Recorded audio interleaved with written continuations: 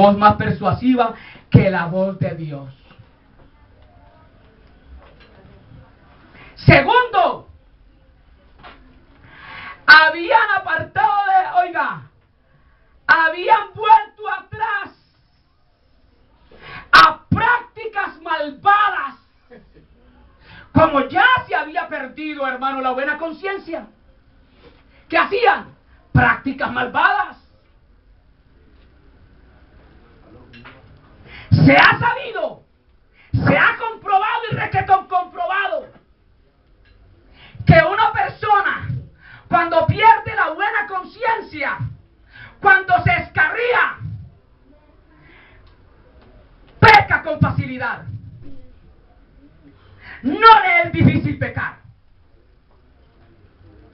Lo mismo le da echarse con una ramera que con la esposa.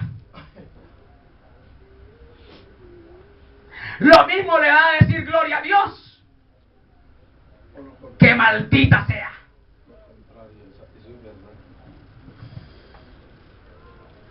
Lo mismo le da, hermano, el día que la noche. Pero cuando usted, hermano, está viviendo con una buena conciencia, usted vive ¿qué? En rectitud. Usted vive, hermano, con un temor reverente. Usted vive en santidad. No practica cosas malvadas. Y eran predicadores. Santo. Habían vuelto atrás a prácticas malvadas. Una vez que abandonaron a Dios, porque cuando se pierde la buena conciencia, se abandona a Dios con facilidad. No se tiene en cuenta a Dios. Es que abandonar a Dios no quiere decir que usted no va a volver a la iglesia. No canta, no ora. Porque puede cantar, puede orar. Pero habéis abandonado a Dios. Cuando se abandona a Dios, aún dentro de la congregación, como estaba este sinvergüenza de la iglesia que Atira, pecaba con facilidad. Una vez que abandonaron a Dios, la vida se les hizo sucia y paja. Oiga bien, amados, la vida se les hizo sucia y paja.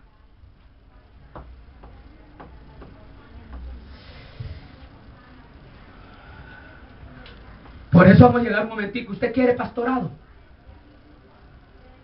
¿Quiere ser maestro? Tenga mucho cuidado, que la responsabilidad del maestro es mayor que cualquier responsabilidad ministerial que exista en las Escrituras. Ellos eran ministros, eran maestros, pero habían dejado, aleluya, a Dios, motivo por el cual la vida se les hizo sucia y paja. Cuando uno, hermano, deja a Dios, cuando una persona deja a Dios, no le importa jugársela a la esposa, no le importa pasar por encima del que sea, no le importa pisotear a que haya que pisotear, porque la vida se le hace sucia y paja, ruin. Cuando se echa a Dios de la vida,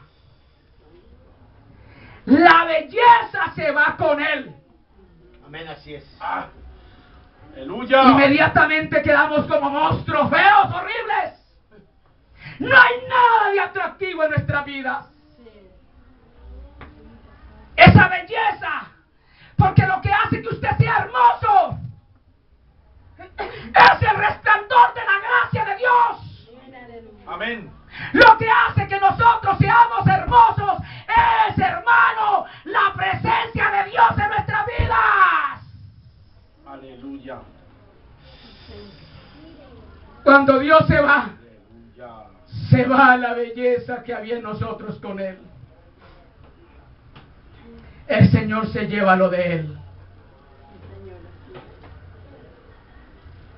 y quedamos como una piltrafa humana. Miremos otro aspecto por el cual ellos, hermanos, se habían revelado y el apóstol los entregó. Tercero, se habían entregado a una doctrina falsa. Porque cuando se pierde a Dios, se tienen que estipular nuevas doctrinas, nuevas enseñanzas. Cuando se deja a Dios, esto es casi inevitable. Vamos tras falsas enseñanzas. Cuando una persona se desvía, su primer instinto es buscarse disculpas a cada acto pecaminoso. Siempre busca disculpas. Hermano, ¿por qué no viene al culto? Hermano, esto, aquello, empiezan a buscar disculpas. Hermano, ¿por qué está haciendo esto? Empiezan a buscar disculpas.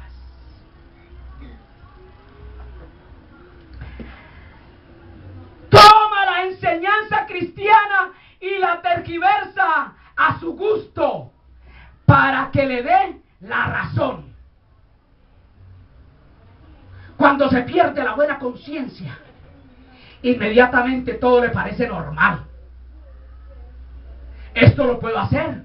Es que eso es fanatismo. Esto y aquello. ¿Sí se da cuenta?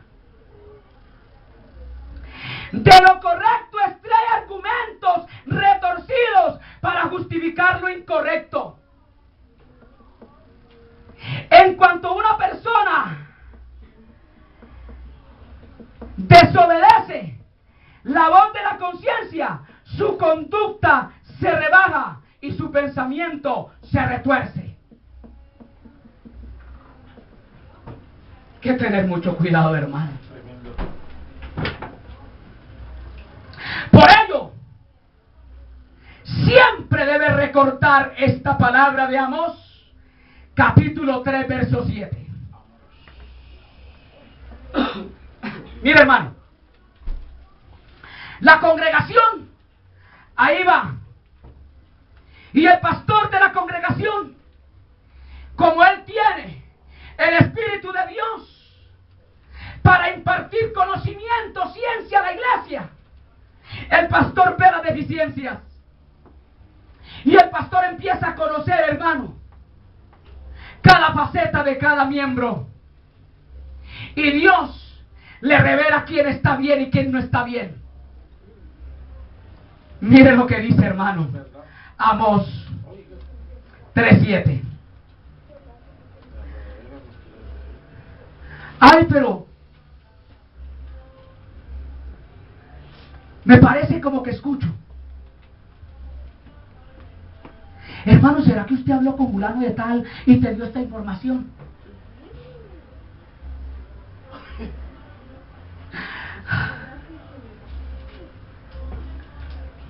¿Quién le dijo al hermano esto que estoy viviendo yo? Porque el Señor Jehová no hará nada sin que revele su secreto ¿a quién? A sus siervos, los profetas. Antes de Dios reprender una congregación, antes de Dios derramar juicio sobre un creyente, primero le revela el secreto, el problema que está pasando la iglesia o ese creyente al pastor. Por eso no se sorprenda cuando de la noche a la mañana el pastor te quede mirando y te diga: venga para acá, usted hizo esto y aquello. Así es. ¿Lo cree? Yo lo creo. Así es. Yo no creo que va a suceder. Tal día hiciste esto y no te has arrepentido y predicaste la palabra indignamente. Pablo explicó a los corintios que lo motivaba a desear la pureza en la iglesia. Mire lo que motivaba a Pablo. Por ello lo explicó, hermano, a los corintios. Segunda de Corintios 11:2.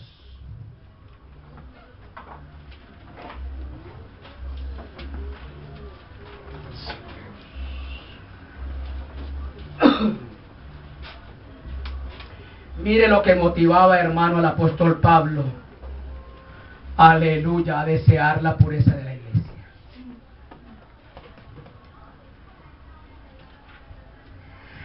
Pues que os celo con celo de Dios, porque os he desposado a un marido para presentaros como una virgen pura a Cristo.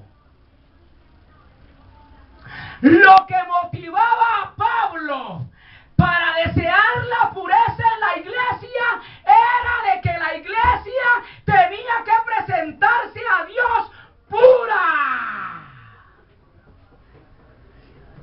Porque estábamos comprometidos a un matrimonio con Jesús. Eso era lo que motivaba al apóstol Pablo, hermano, para que deseara la pureza en la iglesia. El que nosotros seríamos presentados. ¿Y cómo presentaría, hermano, Pablo a la iglesia de Corintio siendo inmunda? A Cristo. Tenía que presentarla pura, sin mancha. Pues la iglesia ha de ser pura y santa, según Efesios 5:25 al 27. Pues Cristo la compró con su sangre preciosa y por el lavacro de la palabra se la ha presentado así pura. Maridos, amad a vuestras mujeres, así como Cristo amó a la iglesia y se entregó a sí mismo por ella. ¿Para qué? Para purificarla, limpiándola en el lavacro del agua, en el lavatorio del agua por la palabra, para presentársela gloriosa para sí, una iglesia que no tuviese mancha, ni arruga, ni cosa semejante, sino que fuese santa y sin mancha. Eso era lo que motivaba a Pablo para desear la pureza en la iglesia. Que un día seríamos presentados a Él, pero no de cualquier manera. Pura, sin mancha y bien lavadita, bien limpiecita. Hermano, estás siendo puro. Está siendo lavado tu ser, alma, espíritu y cuerpo por el lavacro de la palabra. Está siendo santificado por el poder del Espíritu Santo para ir a presentarse ante Cristo, que es puro, santo, que no tiene mancha ni sombra de variación. A pesar de la clara enseñanza bíblica, las iglesias a lo largo de la historia han tolerado el pecado. Oiga bien. A pesar. Amén. A pesar de que aquí en esta iglesia se ha hablado, se ha enseñado de que hay que vivir en santidad, algunos toleran el pecado. Algunos saben que hay alguien que está cometiendo este y este pecado y lo toleran. Dios hará la obra. Dejemos que Dios hará la obra. No, hermano. Llegó el momento en que cada uno particularmente tenemos que hacerle frente al pecado. Primero mi pecado. Y segundo el pecado de otros que está estancando el crecimiento de la iglesia. A pesar de la clara enseñanza bíblica, las iglesias a lo largo de la historia han tolerado el pecado, siguiendo la norma de la congregación de Tiatira. La norma de la congregación de Tiatira, cuyos miembros estaban implicados tanto en adulterio espiritual como físico. Tremendo, hermano. Estaban implicados en adulterio espiritual y físico. Mediante los insidiosos esfuerzos de un falso maestro, esos pecados se habían extendido en toda la congregación. Se extendió ese pecado, hermano. Por eso, hermano, no podemos tolerar el pecado, porque se extiende. Se extiende. Así es. Se extiende. La frase, las profundidades de Satanás, versículo 24. Aquí entramos ya. Terminamos la introducción. Entramos al meollo del asunto. Aleluya.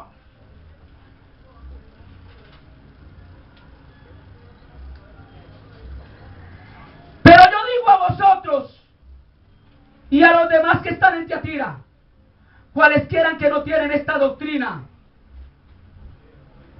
y que no han conocido las profundidades de Satanás. Profundidades de Satanás. ¿Qué significa profundidades de Satanás?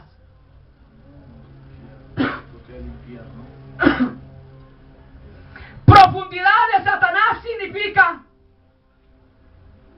practicar, llevar a cabo, hacer algo a conciencia, adrede, a sabiendas de que esto es malo, de que eso desagrada a Dios. Profundidades de Satanás. Revela cuánto había descendido esta iglesia con relación a las de Esmirna y Pérgamo. ¿Cuánto había descendido? Porque es que cuando una persona peca a sabiendas, ha descendido demasiado profundo. Ha ido casi al tope de la degradación.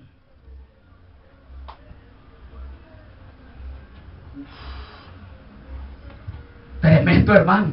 Aleluya. Tremendo.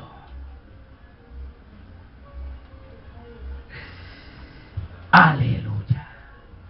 Sabemos que la iglesia de Esmirna afrontaba la hostilidad ¿de qué?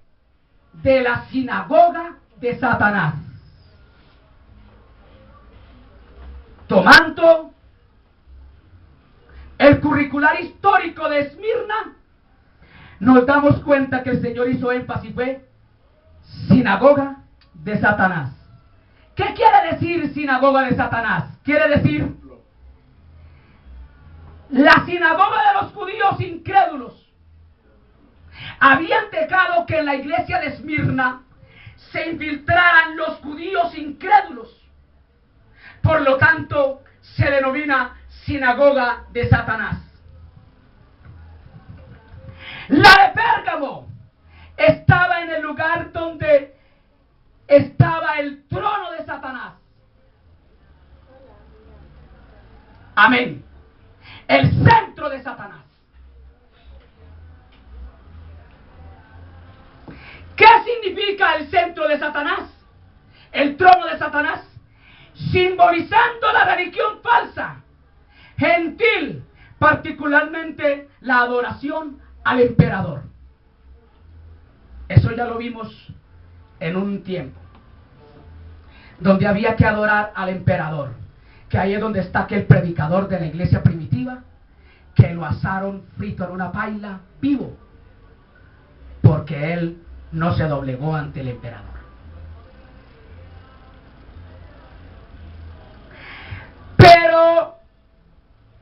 La de la iglesia de Tiatira se había hundido de cabeza en las mismas profundidades del engaño satánico. Porque es que cuando se peca, hermano, con facilidad, sabiendo de que eso no agrada a Dios, se ha descendido en las profundidades del engaño satánico. Se le ha dado lugar al engaño satánico. Satanás te ha engañado. Y nunca un hijo de Dios puede dejarse engañar por el diablo y los demonios. Tiene que mantenerse siempre firme, constante, perseverando en la sana doctrina.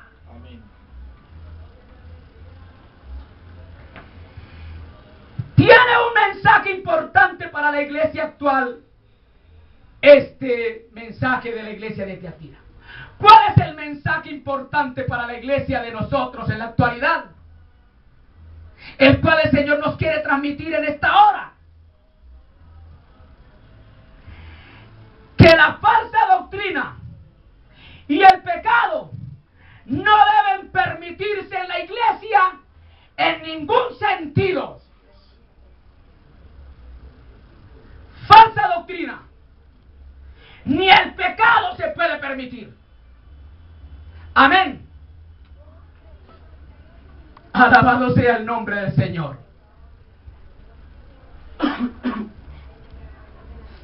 A este servidor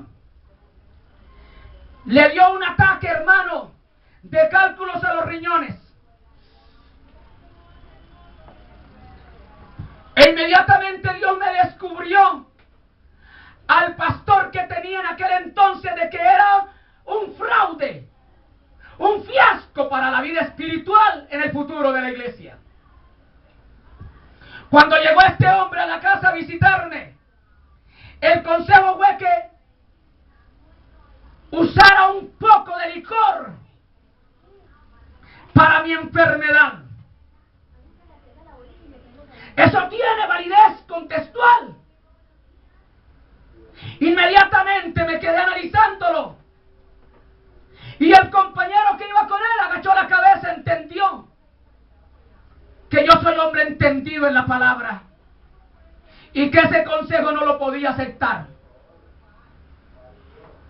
Y para la gloria de Dios, Dios utilizó un inconverso para aplicarme una droga, la cual no era ilícita delante de Dios.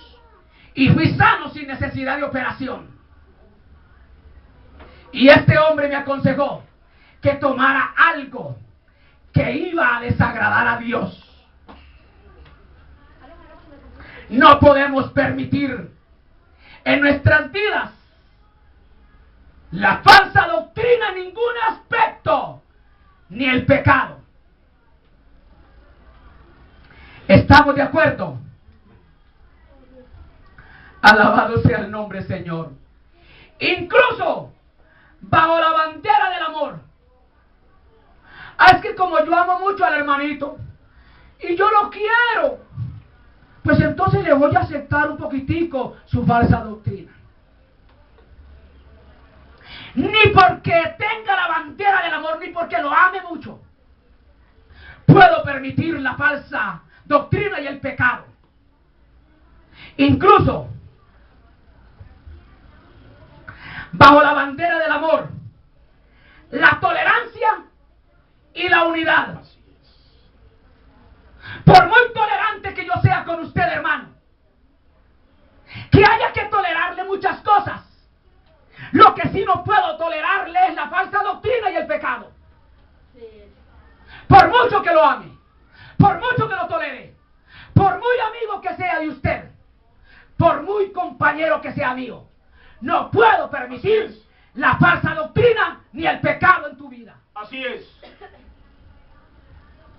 Es que es mi amigo, es mi compañero, yo lo amo mucho y tengo que permitir su falsedad y su pecado. Nanay. Así se pierda la amistad. Así es. Así no me vuelvo a hablar. Así no te vuelvo a ver en la vida. Pero no te permitiré, no te toleraré la falsa doctrina ni el pecado. Así Así es. Que quede bien presente. Fírmase y aplíquese. Aleluya. Alabado sea el nombre del Señor. Ah, es que es mi hermano. Él me ha tolerado a mí muchas cosas. Si no conllevan pecado, lo tolero. Lo tolero.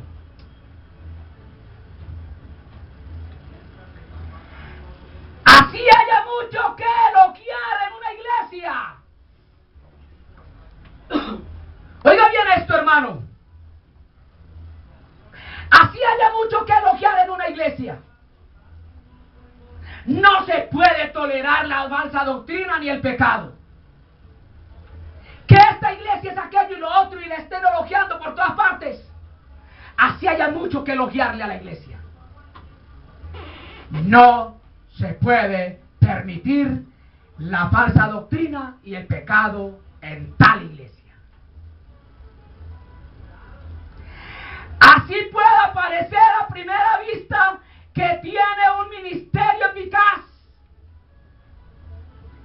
Uy, mire, allá hay algo espectacular. De allá va a salir algo hermoso. Ministerios portentosos. Así, hermano, haya ministerios eficaces. No se puede permitir la falsa doctrina y el pecado en la iglesia. Se puede crecer numéricamente e incluso que tiene un amistoso compañerismo.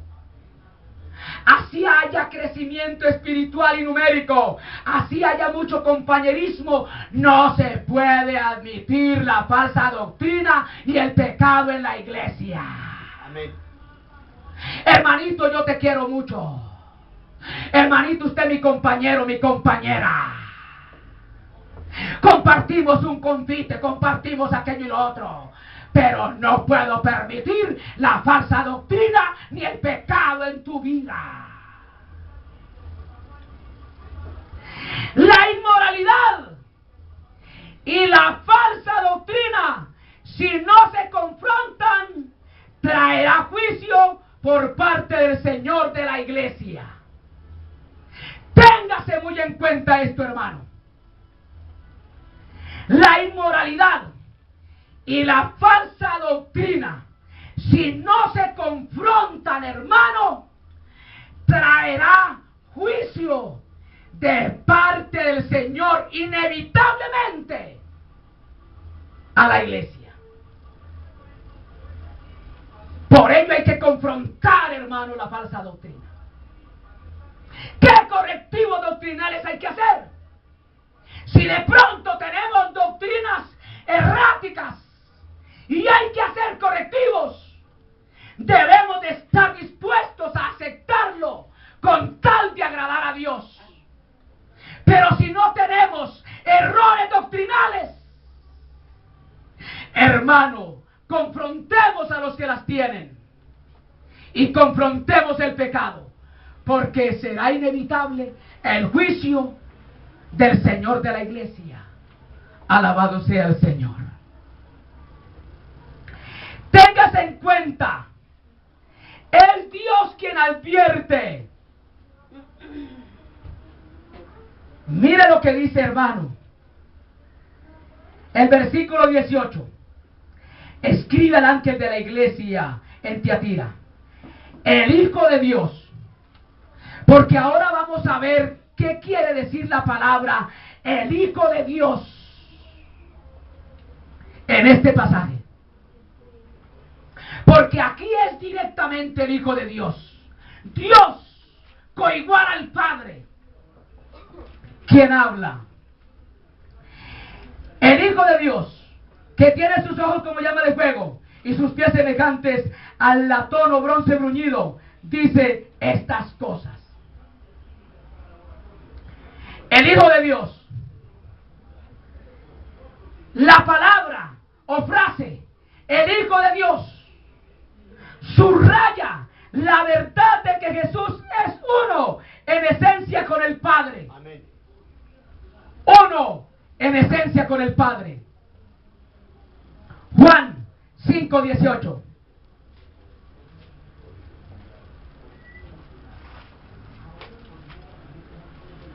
Al nombre de Cristo damos gloria. Al nombre de Cristo damos gloria.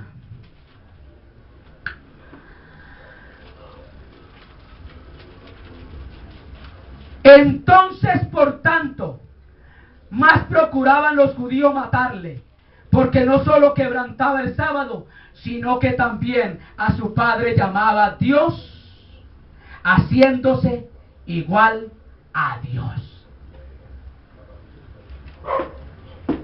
El Hijo de Dios es igualitico. No es el mismo del Padre, pero es igualitico en todos los aspectos a Dios el Padre.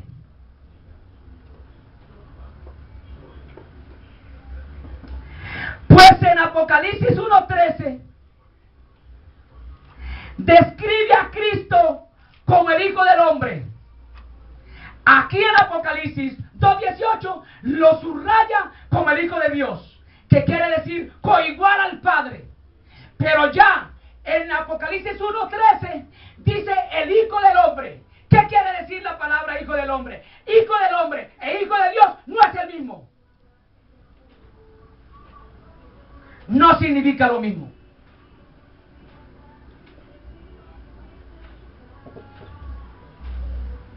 Esto es doctrina, hermano. Esto es doctrina. Aquí hay Trinidad en la unidad. Al nombre de Cristo damos gloria. Y en medio de los 7 candeleros, uno semejante al Hijo del Hombre. Hijo del Hombre, vestido de una ropa que llegaba hasta los pies y ceñido por los pechos con una cinta de oro. Hijo del Hombre. Describe a Cristo como el Hijo del Hombre este versículo. Esto es un título, el cual subraya su humillación, su compasiva identificación con los creyentes como su misericordioso sumo sacerdote. De esta manera ofrece como Hijo del Hombre aliento a los cristianos perseguidos por todas partes desde la iglesia primitiva hasta el día de hoy. A Hebreos 2, 17 y 18.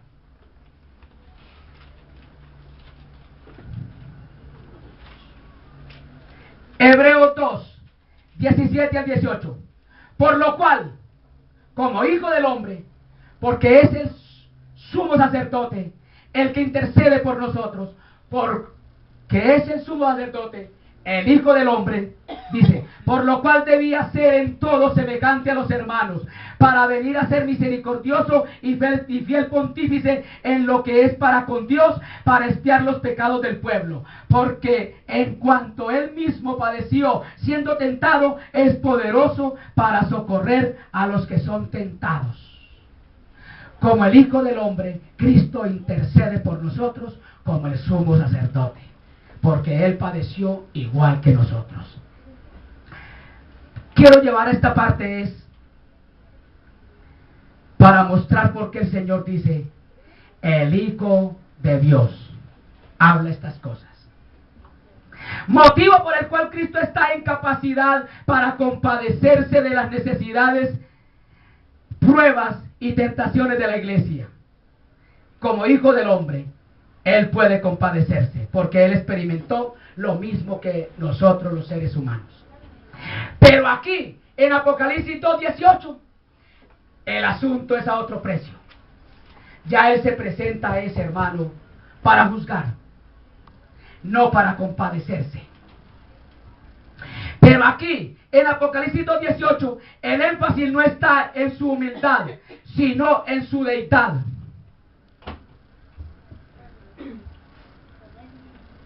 Por su manera de dirigirse a la iglesia, compasivo sumo sacerdote, no está como compasivo sumo sacerdote, sino como juez divino. Lo que está reservado para esta iglesia no es consuelo. En este momento el Señor se presenta a la iglesia de Tiatira, no para consolarla, no como hermano alentarla, sino como juez, para enjuiciar la iglesia. Y en esta hora el Señor ha venido a la iglesia de Vallejuelo es para enjuiciarnos, para que hagamos correctivos, o si no, quedaremos postrados en gran tribulación si no hacemos los correctivos pertinentes, o si no, nos lanzará a cama. Aleluya.